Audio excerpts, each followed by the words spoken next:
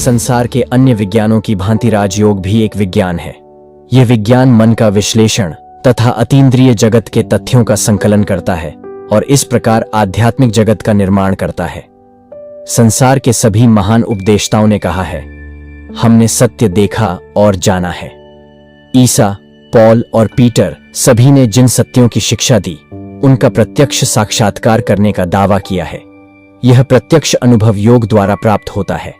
हमारे अस्तित्व की सीमा केवल चेतना अथवा स्मृति नहीं हो सकती, एक अतिचेतन भूमिका भी है। इस अवस्था में और सुषुप्ति में संवेदनाएं नहीं प्राप्त होती, किंतु इन दोनों के बीच ज्ञान और अज्ञान जैसा आकाश पाताल का भेद है। यह आलोच्य योग शास्त्र ठीक विज्ञान के ही समान तर्क संगत है। मन की एकाग्रता ही समस्त ज्ञान का उद्गम है। योग हमें जड़ तत्व को अपना दास बनाने की शिक्षा देता है और उसको हमारा दास होना ही चाहिए। योग का अर्थ जोड़ना है, अर्थात जीवात्मा को परमात्मा के साथ जोड़ना, मिलाना। मन चेतना में और उसके नीचे के स्तर में कार्य करता है। हम लोग जिसे चेतना कहते हैं, वह हमारे स्वरूप की अनंत श्रृंखला की एक कड़ी मात्र है। हमारा यह अहम किंचित मात्र चेतना और विपुल अचेतना को घेरे रहता है, जबकि उसके परे और उसकी प्रायः अज्ञात अतिचेतन की भूमिका है। श्रद्धा भाव से योगाभ्यास करने पर मन का एक के बाद एक स्तर खुलता जाता है और प्रत्येक स्तर नए तथ्यों को प्रकाशित करता है। हम अपने सम्मुख नए जगतों की सृष्टि होती सी देखते हैं। नई शक्तियां हमारे हाथों में आ जाती हैं, किंतु हमें मार्ग में ही नहीं रुक जाना चाहिए। और जब हमारे सामने हीरों की खान पड़ी हो, तो कांच के मणियों से हमें चौधिया नहीं जाना चाहिए। केवल ईश्वर ही हमारा लक्ष्य है। उसकी प्राप्ति न हो पाना ही हमारी मृत्यु है। सफलताकांक्षी साधक के लिए 3 बातों की आवश्यकता है। पहली है ऐहिक और पारलौकिक इंद्रिय भोग वासना का त्याग और केवल भगवान और सत्य को लक्ष्य बनाना। हम यहां सत्य की उपलब्धि के लिए हैं, भोग के लिए नहीं। भोग पशुओं के लिए छोड़ दो, जिनको हमारी अपेक्षा उसमें कहीं अधिक आनंद मिलता है। मनुष्य एक विचारशील प्राणी है और मृत्यु पर विजय तथा प्रकाश को प्राप्त कर लेने तक उसे संघर्ष करते ही रहना चाहिए। उसे फिजूल की बातचीत में अपनी शक्ति नष्ट नहीं करनी चाहिए। समाज की पूजा एवं लोकप्रिय जनमत की पूजा मूर्ति पूजा ही है। आत्मा का लिंग, देश, स्थान या काल नहीं होता। दूसरी है सत्य और भगवत प्राप्ति की तीव्र आकांक्षा। जल में डूबता मनुष्य जैसे वायु के लिए व्याकुल होता है, वैसे ही व्याकुल हो जाओ। केवल ईश्वर को ही चाहो और कुछ भी स्वीकार न करो। जो आभास मात्र है, उससे धोखा न खाओ। सबसे विमुख होकर केवल ईश्वर की खोज करो। तीसरी बात में 6 अभ्यास है। 1. मन को बहिर्मुख न होने देना। 2. इंद्रिय निग्रह। 3. मन को अंतर्मुख बनाना। 4. प्रतिकार रहित सहिष्णुता या पूर्ण तितिक्षा। 5. मन को एक भाव में स्थिर रखना। ध्येय को सम्मुख रखो और उसका चिंतन करो। उसे कभी अलग न करो। समय का हिसाब मत करो। 6. अपने स्वरूप का सतत चिंतन करो। अंधविश्वास का परित्याग कर दो। मैं तुच्छ हूं, इस तरह सोचते हुए अपने को सम्मोहित न करो। जब तक तुम ईश्वर के साथ एकात्मता की अनुभूति, वास्तविक अनुभूति न कर लो, तब तक रात दिन अपने आप को बताते रहो कि तुम यथार्थतः क्या हो। इन साधनाओं के बिना कोई भी फल प्राप्त नहीं हो सकता। हम उस सर्वातीत सत्ता या ब्रह्म की धारणा कर सकते हैं, पर उसे भाषा के द्वारा व्यक्त करना असंभव है। जैसे ही हम उसे अभिव्यक्त करने की चेष्टा करते हैं, वैसे ही हम उसे सीमित बना डालते हैं और वह ब्रह्म नहीं रह जाता। हमें इंद्रिय जगत की सीमाओं के परे जाना है और बुद्धि से भी अतीत होना है, और ऐसा करने की शक्ति हम में है भी। इस पाठ का उद्देश्य व्यक्तित्व का विकास है। प्रत्येक के लिए अपने व्यक्तित्व का विकास आवश्यक है। हम सभी एक केंद्र में जा मिलेंगे। कल्पना शक्ति प्रेरणा का द्वार और समस्त विचार का आधार है। सभी पैगंबर, कवि और अन्वेषक महती कल्पना शक्ति से संपन्न थे। प्रकृति के रहस्यों की व्याख्या हमारे भीतर ही है। पत्थर बाहर गिरता है, लेकिन गुरुत्वाकर्षण हमारे भीतर है, बाहर नहीं। जो अति आहार करते हैं, जो उपवास करते हैं, जो अत्यधिक सोते हैं, जो अत्यल्प सोते हैं, वे योगी नहीं हो सकते। अज्ञान, चंचलता, ईर्ष्या, आलस्य और अतिशय आसक्ति योगाभ्यास के महान शत्रु हैं। योगी के लिए 3 बातों की बड़ी आवश्यकता है। प्रथम, शारीरिक और मानसिक पवित्रता। प्रत्येक प्रकार की मलिनता तथा मन को पतन की ओर ढकेलने वाली सभी बातों का परित्याग आवश्यक है। द्वितीय, धैर्य। प्रारंभ में आश्चर्यजनक दर्शन आदि होंगे, पर बाद में वे सब अंतर्हित हो जाएंगे। यह सबसे कठिन समय है, पर दृढ़ रहो। यदि धैर्य रखोगे तो अंत में सिद्ध सुनिश्चित है। तृतीय, अध्यवसाय या लगन। सुख दुहक, स्वास्थ्य अस्वास्थ्य, सभी दशाओं में साधना में एक दिन का भी नागा न करो। साधना का सर्वोत्तम समय दिन और रात की संधि का समय है। यह हमारे शरीर की हलचल के शांत रहने का समय, चंचलता और अवसाद दोनों दशाओं का उस समय आधिक्य नहीं रहता। यदि इस समय न हो सके तो नींद से उठते ही और सोने के पूर्व अभ्यास करो। नित्य स्नान करना, शरीर को अधिक से अधिक स्वच्छ रखना आवश्यक है। स्नान के पश्चात बैठ जाओ। आसन दृढ़ रखो, अर्थात ऐसी भावना करो कि तुम चट्टान की भांति दृढ़ हो। तुम्हें कुछ भी विचलित करने में समर्थ नहीं है। सिर, गर्दन और कमर एक सीधी रेखा में रखो, पर मेरुदंड के ऊपर जोर न डालो। सारी क्रियाएं मेरुदंड के ही सहारे होती हैं, अतः इसको क्षति पहुंचाने वाला कोई कार्य न होना चाहिए। अपने पैर की अंगुलियों से आरंभ करके शरीर के प्रत्येक अंग की स्थिरता की भावना करो। इस भाव का अपने में चिंतन करो और यदि चाहो तो प्रत्येक अंग का स्पर्श करो। प्रत्येक अंग पूर्ण है, अर्थात उसमें कोई विकार नहीं है। इस प्रकार सोचते हुए धीरे धीरे ऊपर चलकर सिर तक आओ। फिर समस्त शरीर के पूर्ण यानी निर्दोष होने के भाव का चिंतन करो।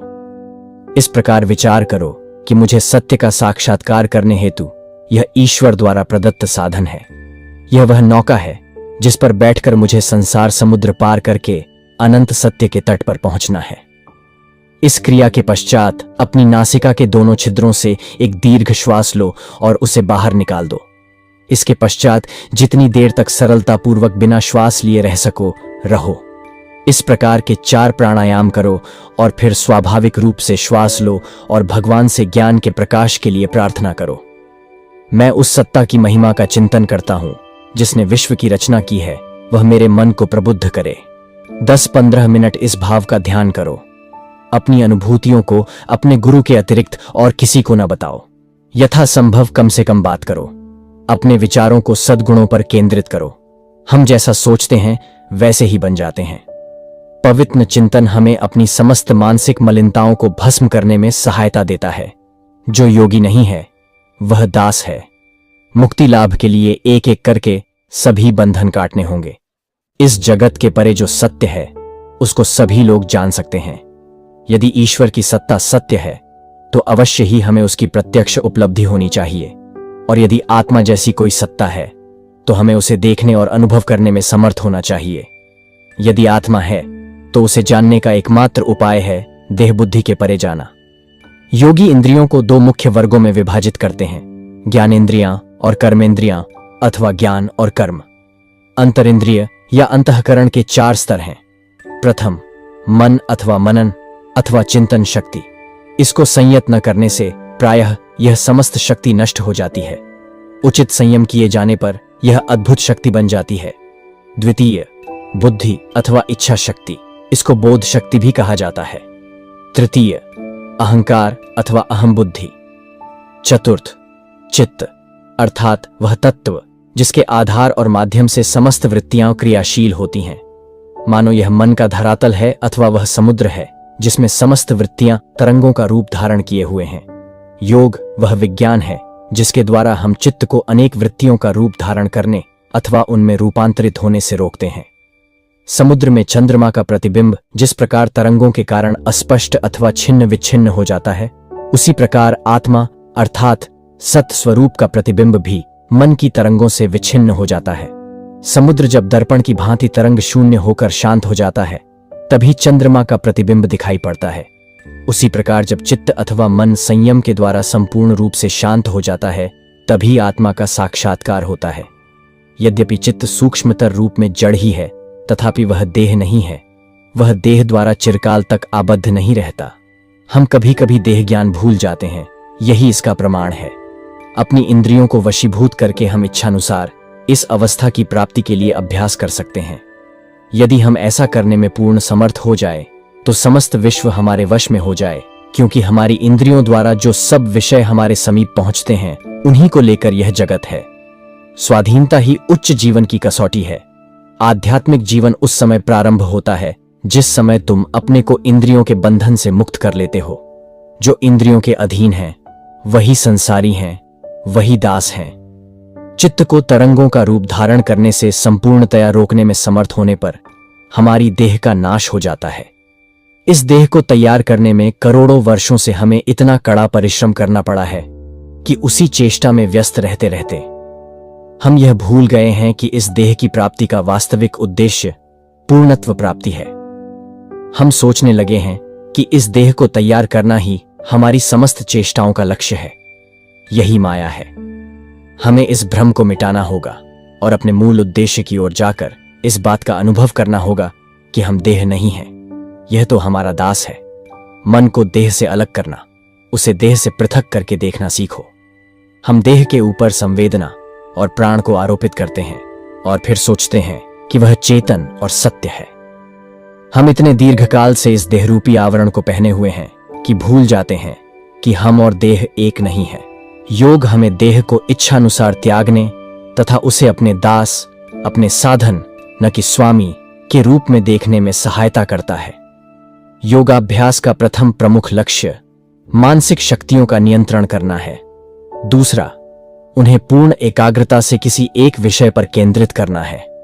यदि तुम बहुत बात करते हो तो तुम योगी नहीं हो सकते। इस योग का नाम अष्टांग योग है क्योंकि इसको प्रधानतः 8 भागों में विभक्त किया गया है। वे हैं, प्रथम यम। यह सर्वाधिक महत्वपूर्ण है और सारा जीवन इसके द्वारा शासित होना चाहिए। इसके 5 विभाग हैं। 1. मन, वचन, कर्म से हिंसा न करना। 2. मन, वचन, कर्म से लोभ न करना। 3. मन, वचन और कर्म की पवित्रता। 4. मन, वचन और कर्म द्वारा पूर्ण सत्यनिष्ठ होना। 5. अपरिग्रह, किसी से कोई दान न लेना। द्वितीय नियम, शरीर की देखभाल, नित्य स्नान, परिमित आहार इत्यादि। तृतीय आसन, मेरुदंड के ऊपर जोर न देकर कमर, गर्दन और सिर सीधा रखना। चतुर्थ प्राणायाम, प्राणवायु अथवा जीवन शक्ति को वशीभूत करने के लिए श्वास प्रश्वास का संयम। पंचम प्रत्याहार, मन को अंतर्मुख करना तथा उसे बहिर्मुखी होने से रोकना। जड़ तत्व को समझने के लिए उस पर बार बार विचार करना। षष्ठ धारणा, किसी एक विषय पर मन केंद्रित करना। सप्तम ध्यान। अष्टम समाधि, ज्ञानालोक की प्राप्ति हमारी समस्त साधना का लक्ष्य। हमें यम नियम का अभ्यास जीवन भर करना चाहिए।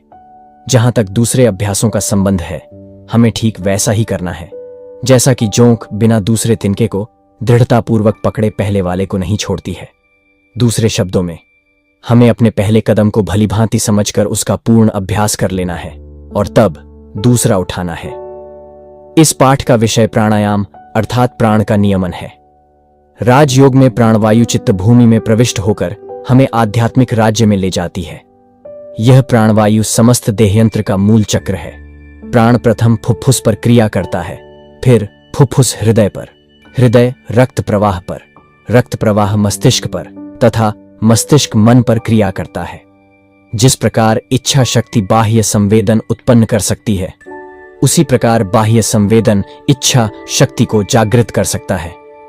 हमारी इच्छा शक्ति दुर्बल है। हम जड़त्व के इतने बंधन में हैं कि हम उसकी सामर्थ्य को नहीं जान पाते। हमारी अधिकांश क्रियाएं बाहर से भीतर की ओर होती हैं।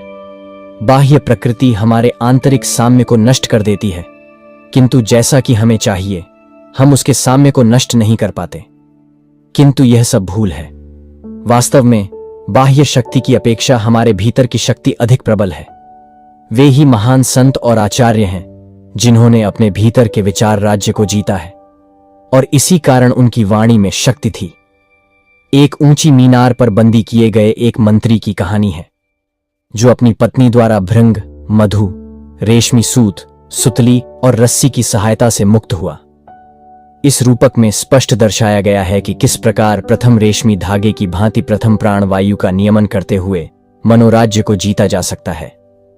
इसी प्राणवायु के नियमन से एक के बाद एक विभिन्न शक्तियों को वशीभूत करके अंत में हम एकाग्रता रूपी रस्सी पकड़ सकेंगे, जिसके सहारे हम देहरूपी कारागार से उद्धार पाकर मुक्ति प्राप्त कर सकेंगे।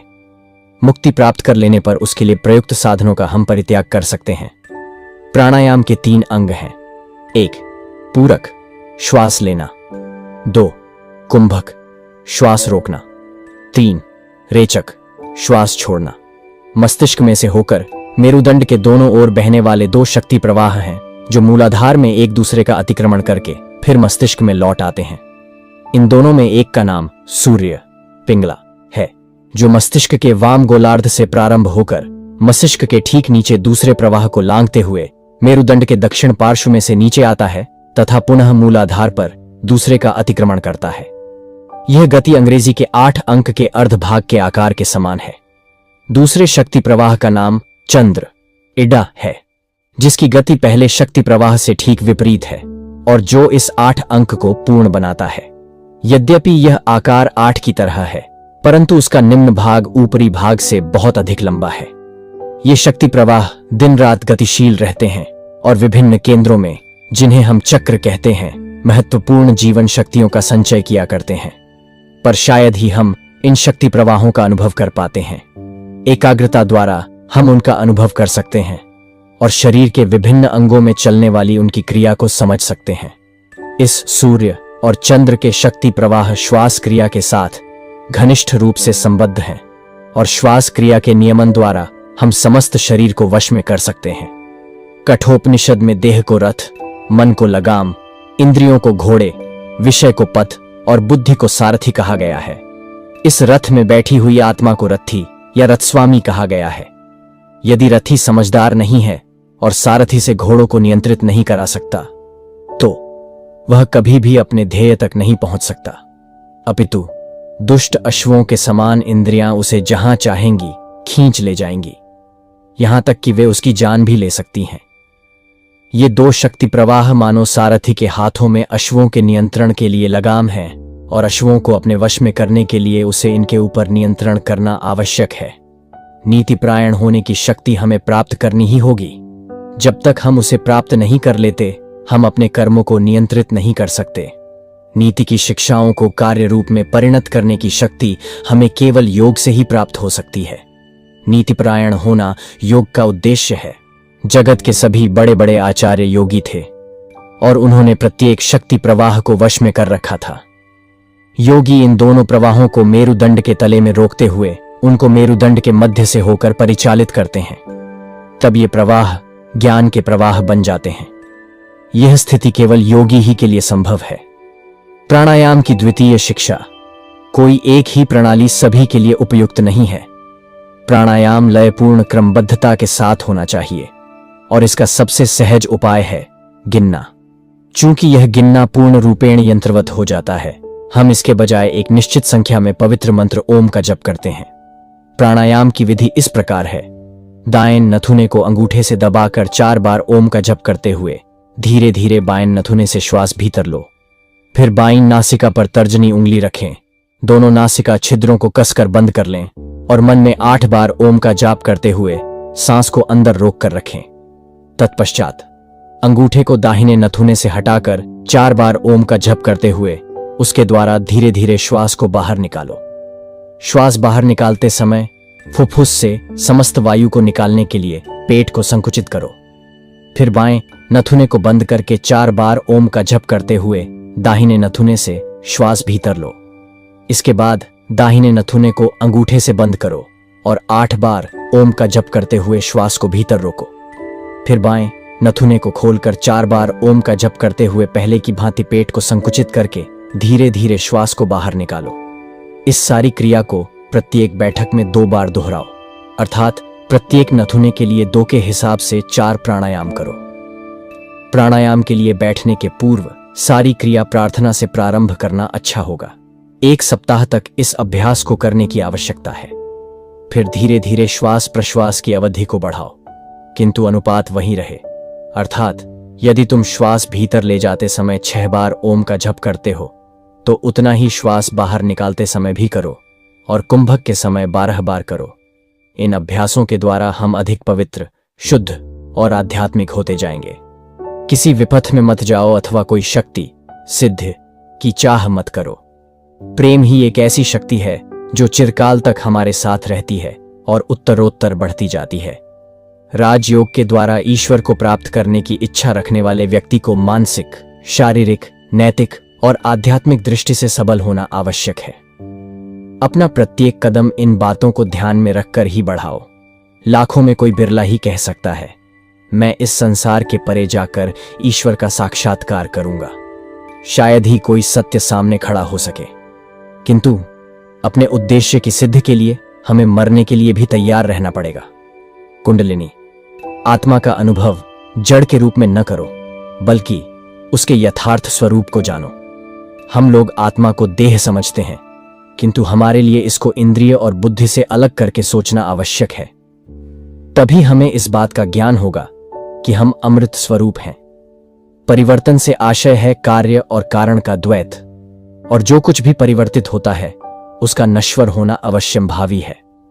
इससे यह सिद्ध होता है कि न तो शरीर और न मन अविनाशी हो सकते हैं, क्योंकि दोनों में निरंतर परिवर्तन हो रहा है। केवल जो अपरिवर्तनशील है वही अविनाशी हो सकता है, क्योंकि उसे कुछ भी प्रभावित नहीं कर सकता। हम सत्य स्वरूप हो नहीं जाते, बल्कि हम सत्य स्वरूप है, किंतु हमें सत्य को आवृत करने वाले अज्ञान के पर्दे को हटाना होगा। देह विचार का ही रूप है, विषयीकृत विचार। सूर्य और चंद्र शक्ति प्रवाह शरीर के सभी अंगों में शक्ति संचार करते हैं। अवशिष्ट अतिरिक्त शक्ति सुषुम्ना के अंतर्गत विभिन्न चक्रों में संचित रहती है, जिन्हें सामान्यतया स्नायु केंद्र कहा जाता है।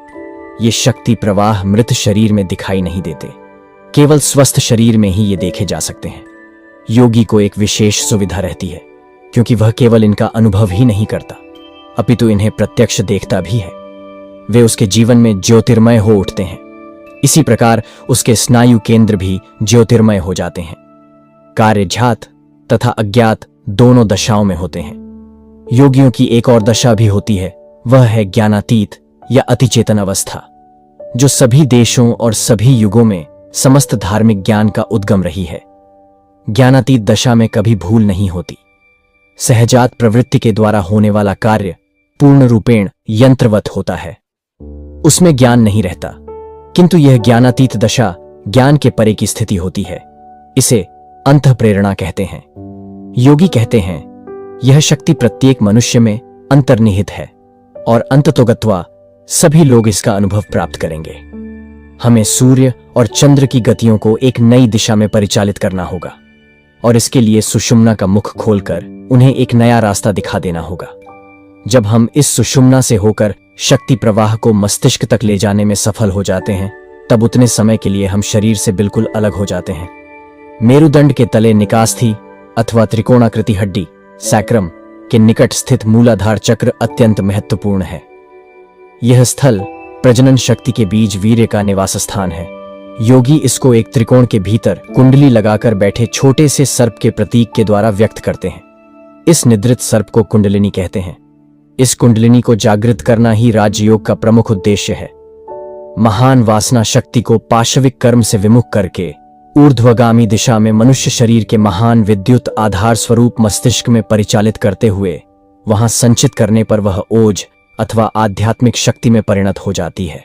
प्रत्येक सत्विचार, प्रत्येक प्रार्थना उस पशु सुलभ शक्ति के कुछ अंश को ओज में परिणत करने में सहायता करती है और इस प्रकार हमें आध्यात्मिक बल प्रदान करती है। यह ओज ही मनुष्य का सच्चा मनुष्यत्व है और केवल मनुष्य के शरीर में ही इसका संचय संभव है। जिस व्यक्ति की समस्त पशु सुलभ काम शक्ति ओज में परिणत हो गई है वह देवता है। उसकी वाणी में शक्ति होती है और उसके वचन जगत को पुनरुज्जीवित करते हैं।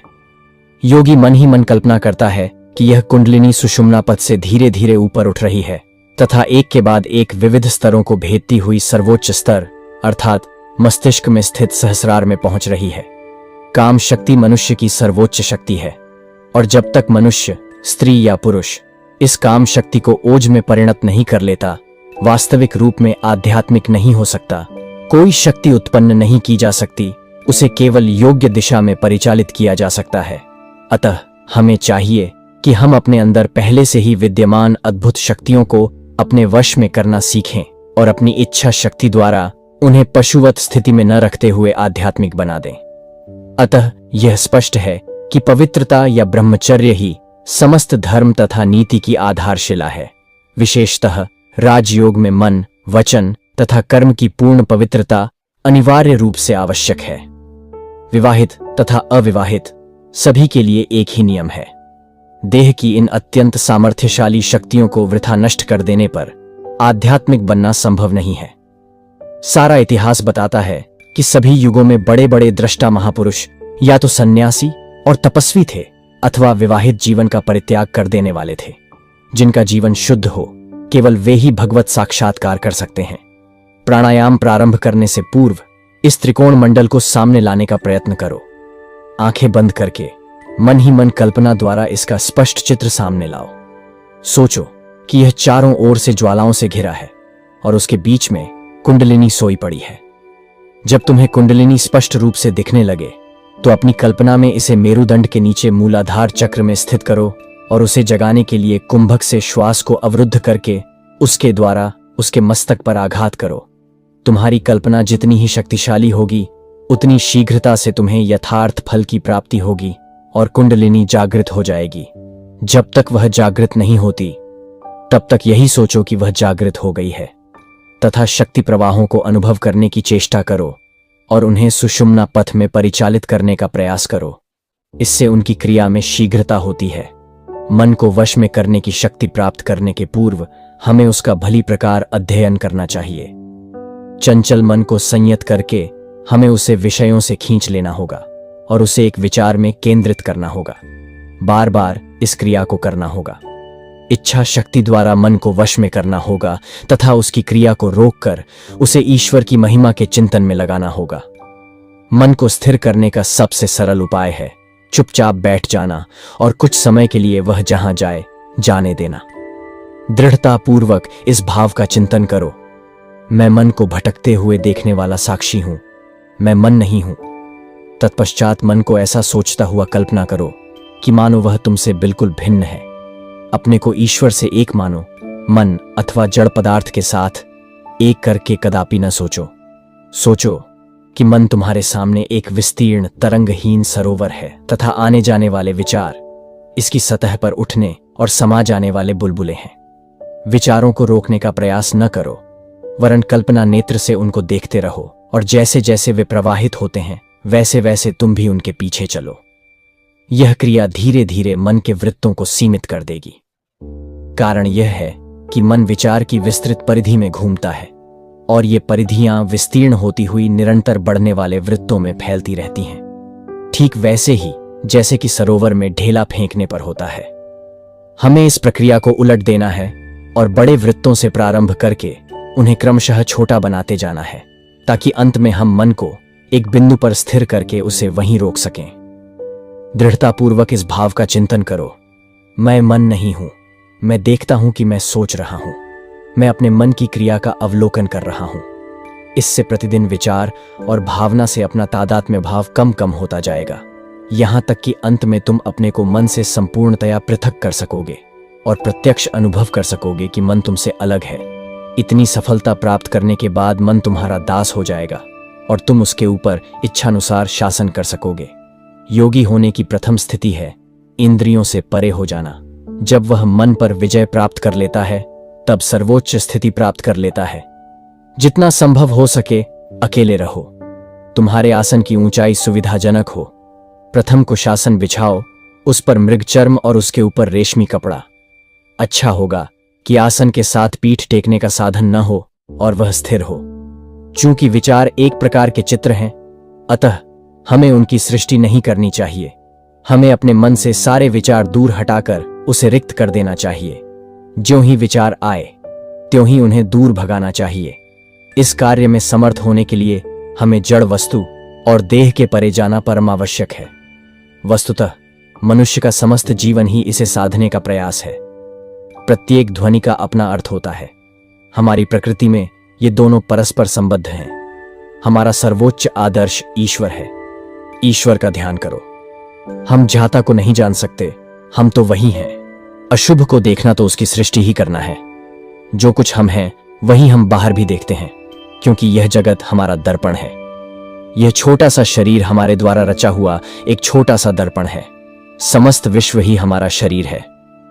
इस बात का हमें सतत चिंतन करना चाहिए। इससे हमें ज्ञान होगा कि न तो हम मर सकते हैं और न दूसरों को मार सकते हैं, क्योंकि वह तो हमारा ही स्वरूप है। हम जन्म रहित और मृत्यु रहित हैं तथा हमें प्रेम ही करते रहना चाहिए। यह समस्त विश्व मेरा शरीर है, समस्त स्वास्थ्य समस्त सुख मेरा सुख है, क्योंकि यह सब कुछ विश्व के अंतर्गत है। कहो मैं विश्व हूं। अंत में हमें झात हो जाता है कि सारी क्रिया हमारे भीतर से इस दर्पण में प्रतिबिंबित हो रही है। यद्यपि हम छोटी छोटी लहरों के समान प्रतीत हो रहे हैं, तथापि हमारे पीछे आधार के रूप में संपूर्ण समुद्र है और हम उसके साथ एक हैं। लहर का अपने आप में कोई अस्तित्व नहीं है। कोई लहर समुद्र को छोड़कर नहीं रह सकती। यदि कल्पना शक्ति का योग्य उपयोग किया जाए तो वह हमारी परम हितैषिणी है। वह युक्ति के परे जा सकती है और वही एक ऐसी ज्योति है जो हमें सर्वत्र ले जा सकती है। अंतःप्रेरणा हमारे भीतर से उठती है। हमें स्वयं अपनी उच्च मनः शक्तियों की सहायता से इसे जगाना होगा। प्रत्याहार और धारणा। भगवान श्री कृष्ण ने कहा है, जो किसी भी रास्ते से मुझे खोजते हैं वे मेरे ही समीप पहुंचेंगे, वे सभी मेरे पास पहुंचेंगे। मन को समस्त विषयों से खींच लाकर एकत्र करते हुए किसी अभीष्ट विषय में एकाग्र करने की चेष्टा का ही नाम प्रत्याहार है। इसका प्रथम सोपान है मन को स्वच्छंद गति से भटकने देना। उस पर नजर रखो, देखो कि वह क्या चिंतन करता है। स्वयं केवल साक्षी बनो। मन आत्मा नहीं है, वह केवल सूक्ष्मतर रूप लिए हुए जड़ ही है। हम उसके मालिक हैं और स्नायविक शक्तियों के द्वारा इच्छानुसार इसका उपयोग करना सीख सकते हैं। जिसे हम मन कहते हैं, शरीर उसी का बाह्य रूप है। आत्मस्वरूप हम शरीर और मन दोनों से परे हैं। हम आत्मा हैं, नित्य, अविकारी, साक्षी। शरीर विचार शक्ति का घनीभूत रूप है। श्वास क्रिया जब वाम रंध्र से हो तब विश्राम का समय है, जब दक्षिण रंध्र से तब कार्य का, और जब दोनों से हो तब ध्यान का। जब हम शांत हों और दोनों नासिक रंध्रों से समान रूप से श्वास ले रहे हों तब समझना चाहिए कि हम ध्यान की उपयुक्त स्थिति में हैं। पहले ही एकाग्रता के लिए प्रयत्न करने से कोई लाभ नहीं होता। विचारों का निरोध अपने आप होगा। अंगूठे और तर्जनी से नासिका रंध्रों को बंद करने का पर्याप्त अभ्यास कर लेने के पश्चात हम केवल अपनी इच्छा शक्ति द्वारा विचार मात्र से ऐसा करने में समर्थ होंगे। अब प्राणायाम में कुछ परिवर्तन करना होगा। यदि साधक को इष्ट मंत्र प्राप्त हुआ हो तो रेचक और पूरक के समय उसे AUM के बदले उस मंत्र का जप करना चाहिए और कुंभक के समय हुम मंत्र का जप करना चाहिए। हुंकार के प्रत्येक जप के साथ अवरुद्ध श्वास का कुंडलिनी के सिर के ऊपर जोर से आघात करो और कल्पना करो कि ऐसा करने से वह जाग रही है। अपने को ईश्वर से एक समझो। कुछ समय बाद विचार अपने आगमन की सूचना देंगे और वे कैसे प्रारंभ होते हैं इस बात का हमें ज्ञान होगा। जिस प्रकार जागृत अवस्था में हम प्रत्यक्षतः किसी आदमी को आते हुए देखते हैं, उसी प्रकार हम अपने आगामी विचार को पहले ही देख सकेंगे। इस सीढ़ी तक हम सभी पहुंच पाते हैं जबकि हम अपने को अपने मन से अलग करना सीख लेते हैं तथा अपने को अलग और अपने विचार को अलग वस्तु के रूप में देखने लगते हैं। विचार तुम्हें पकड़ने न पाए, सदा उनसे दूर खड़े रहो, वे नष्ट हो जाएंगे। इन पवित्र विचारों का अनुसरण करो, उनके साथ चलो, और जब वे विलीन हो जाएंगे तब तुम्हें सर्वशक्तिमान भगवान के चरणों के दर्शन होंगे। यह स्थिति ज्ञानातीत अतिचेतन अवस्था है। जब विचार विलीन हो जाए तब उसी का अनुसरण करो और तुम भी विलीन हो जाओ। तेजोमंडल अंतज्योति के प्रतीक हैं और योगी उनका दर्शन कर सकते हैं। कभी कभी हमें किसी का मुख ऐसी ज्योति से मंडित दिखाई देगा जिसमें हम उसके चरित्र की झलक पा सकेंगे और उसके बारे में एक अचूक निष्कर्ष पर पहुंच सकेंगे। कभी हमें अपने इष्ट के दिव्य दर्शन हो सकते हैं और इस प्रतीक को आलंबन बनाकर हम सरलतापूर्वक अपने मन को पूर्ण रूपेण एकाग्र कर सकते हैं। यद्यपि हम सभी इंद्रियों की सहायता से कल्पना कर सकते हैं, तथापि अधिकतर हम आंखों का ही उपयोग करते हैं। कल्पना भी अर्ध जड़ ही है। दूसरे शब्दों में कहा जा सकता है कि बिना रूप के हम विचार नहीं कर सकते। चूंकि पशु भी विचार करते से प्रतीत होते हैं किंतु उनके पास शब्द नहीं है, अतः यह संभव है कि विचार और रूप के बीच में कोई अविच्छेद्य संबंध न हो। योग में कल्पना को बना रहने दो, पर ध्यान रखो कि वह शुद्ध और पवित्र रहे। कल्पना शक्ति की प्रक्रिया के संदर्भ में हमारी सबकी अपनी अपनी अलग विशिष्टताएं हैं। जो मार्ग तुम्हारे लिए सबसे अधिक स्वाभाविक हो उसी का अनुसरण करो, वही सरलतम मार्ग होगा।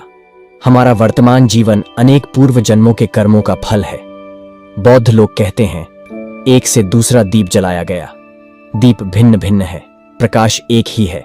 सदा प्रसन्न रहो, वीर बनो, नित्य स्नान करो और धैर्य, पवित्रता और लगन बनाए रखो, तभी तुम यथार्थतः योगी बनोगे। जल्दबाजी कदापि न करो, और यदि उच्चतर शक्तियां प्रकट होती हैं तो याद रखो कि वे तुम्हारे अपने मार्ग से भिन्न पगडंडियां हैं। वे तुम्हें लुभाकर अपने मुख्य पथ से भ्रष्ट न कर पाए।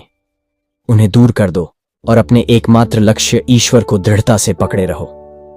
केवल अनंत की चाह करो, जिसे पाकर हमें चिरंतन शांति प्राप्त होगी। पूर्ण स्वरूप को प्राप्त करने पर फिर प्राप्त करने के लिए कुछ भी शेष नहीं रहता। हम सदा के लिए मुक्त और पूर्ण हो जाते हैं। पूर्ण सच्चित आनंद। सुषुम्ना। सुषुम्ना का ध्यान करना अत्यंत लाभदायक है। तुम इसका चित्र अपने भाव चक्षुओं के सामने लाओ, यह सर्वोत्तम विधि है। तत्पश्चात देर तक उसका ध्यान करो। सुषुम्ना एक अति सूक्ष्म ज्योतिर्मय सूत्र सदृश है। मेरुदंड के मध्य से जाने वाला यह चेतन मार्ग मुक्ति का द्वार है। इसी में से होते हुए हमें कुंडलिनी को ऊपर ले जाना होगा। योगियों की भाषा में सुषुम्ना के दोनों छोरों पर दो कमल हैं। नीचे वाला कमल कुंडलिनी के त्रिकोण को आच्छादित किए हुए है और ऊपर वाला ब्रह्मरंध्र में है। इन दोनों के बीच और भी 5 कमल हैं, जो इस मार्ग के विभिन्न सोपान हैं। इनके नाम यथाक्रम इस प्रकार हैं: सप्तम सहस्रार, षष्ठ आज्ञा नेत्रों के मध्य, पंचम विशुद्ध कंठ के नीचे, चतुर्थ अनाहत हृदय के समीप, तीसरा मणिपुर नाभि में, द्वितीय स्वादिष्ठान उदर के नीचे, प्रथम मूलाधार मेरुदंड के नीचे। प्रथम कुंडलिनी को जगाना चाहिए, फिर उसे यथाक्रम एक कमल से दूसरे कमल की ओर ऊपर ले जाते हुए अंत में मस्तिष्क में पहुंचाना चाहिए। प्रत्येक सोपान मन का एक नूतन स्तर है। संक्षेप में राजयोग, कूर्म पुराण के कुछ अंशों का अनुवाद। योगाग्नि मनुष्य के पाप पिंजर को दग्ध कर देती है, तब सत्व शुद्धि होती है और साक्षात निर्वाण की प्राप्ति होती है। योग से ज्ञान लाभ होता है। ज्ञान फिर योगी की मुक्ति के पथ का सहायक है। जिनमें योग और ज्ञान दोनों ही वर्तमान हैं, ईश्वर उनके प्रति प्रसन्न होते हैं। जो लोग प्रतिदिन 1 बार, 2 बार, 3 बार या सारे समय महायोग का अभ्यास करते हैं, उन्हें देवता समझना चाहिए। योग 2 प्रकार के हैं, जैसे अभाव योग और महायोग। जब शून्य तथा सब प्रकार के गुण से रहित रूप से अपना चिंतन किया जाता है, तब उसे अभाव योग कहते हैं। और जिस योग के द्वारा आत्मा का आनंदपूर्ण, पवित्र और ब्रह्म के साथ अभिन्न रूप से चिंतन किया जाता है, उसे महायोग कहते हैं। योगी इनमें से प्रत्येक के द्वारा ही आत्म साक्षात्कार कर लेते हैं। हम दूसरे जिन योगों के बारे में शास्त्रों में पढ़ते या सुनते हैं, वे सब योग इस ब्रह्म योग के, जिस ब्रह्म योग में योगी अपने को तथा सारे जगत को साक्षात भगवत स्वरूप देखते हैं, एक अंश के बराबर भी नहीं हो सकते। यही सारे योगों में श्रेष्ठ है। यम, नियम, आसन, प्राणायाम, प्रत्याहार, धारणा, ध्यान और समाधि, ये राजयोग के विभिन्न अंग या सोपान हैं। यम का अर्थ है अहिंसा, सत्य, अस्तेय, ब्रह्मचर्य और अपरिग्रह। इस यम से चित्त शुद्धि होती है। शरीर, मन और वचन के द्वारा कभी किसी प्राणी की हिंसा न करना या उन्हें क्लेश न देना, यह अहिंसा कहलाता है। अहिंसा से बढ़कर और धर्म नहीं। मनुष्य के लिए जीव के प्रति यह अहिंसा भाव रखने से अधिक और कोई उच्चतर सुख नहीं है। सत्य से सब कुछ मिलता है। सत्य में सब कुछ प्रतिष्ठित है। यथार्थ कथन को ही सत्य कहते हैं। चोरी से या बलपूर्वक दूसरे की चीज को न लेने का नाम है अस्तेय। तन मन वचन से सर्वदा सब अवस्थाओं में मैथुन का त्याग ही ब्रह्मचर्य है।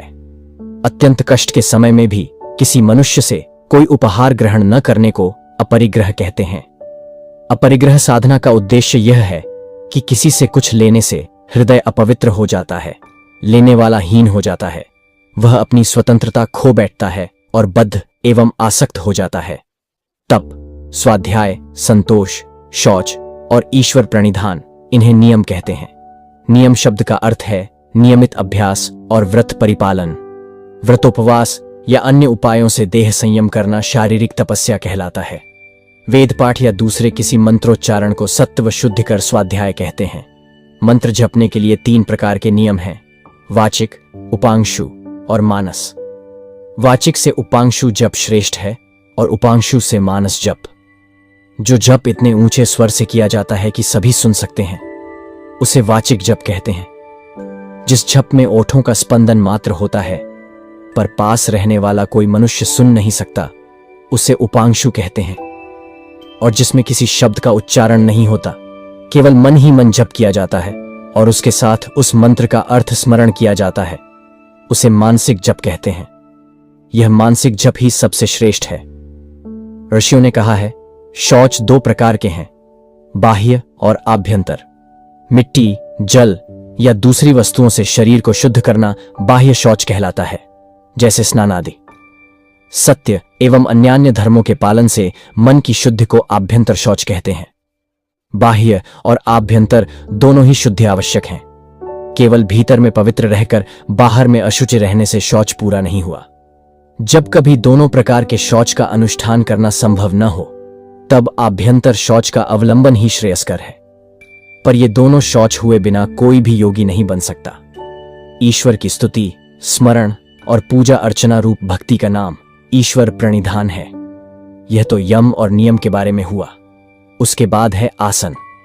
आसन के बारे में इतना ही समझ लेना चाहिए कि वक्षस्थल, ग्रीवा और सिर को सीधे रखकर शरीर को स्वच्छंद रूप से रखना होगा। अब प्राणायाम के बारे में कहा जाएगा। प्राण का अर्थ है अपने शरीर के भीतर रहने वाली जीवन शक्ति और आयाम का अर्थ है उसका संयम। प्राणायाम 3 प्रकार के हैं, अधम, मध्यम और उत्तम। वह 3 भागों में विभक्त है, जैसे पूरक, कुंभक और रेचक। जिस प्राणायाम में 12 सेकंड तक वायु का पूरण किया जाता है, उसे अधम प्राणायाम कहते हैं। 24 सेकंड तक वायु का पूरण करने से मध्यम प्राणायाम और 36 सेकंड तक वायु का पूरण करने से उत्तम प्राणायाम कहते हैं। अधम प्राणायाम से पसीना, मध्यम प्राणायाम से कंपन और उत्तम प्राणायाम से उच्छ्वास अर्थात शरीर का हल्कापन एवं चित्त की प्रसन्नता होती है। गायत्री वेद का पवित्रतम मंत्र है।